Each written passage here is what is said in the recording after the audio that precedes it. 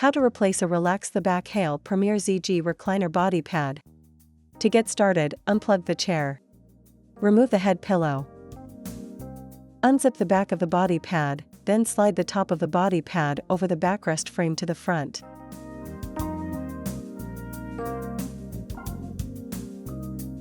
Fold the body pad forward far enough to expose the entire chair seat.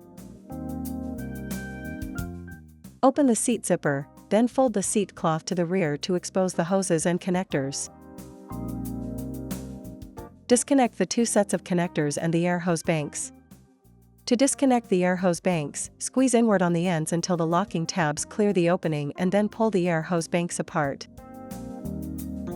Remove the body pad from the chair, pulling the air hose banks and connectors through the hole in the seat cloth. Now, let's replace it. Slide the footrest frame into the pocket on the underside of the body pad, then align the hook and loop fasteners and push downward on the pad to secure it.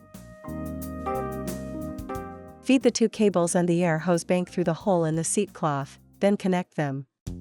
Make sure the locking tab at each end of the air hose bank connection is installed all the way through the hole.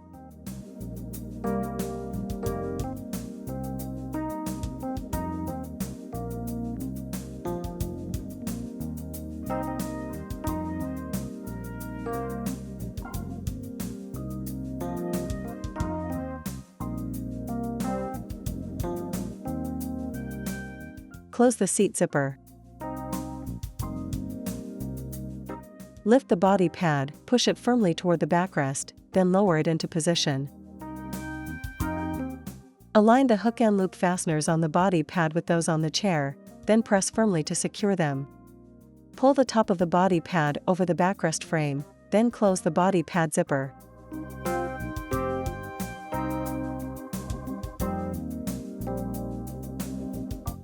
Plug in the chair.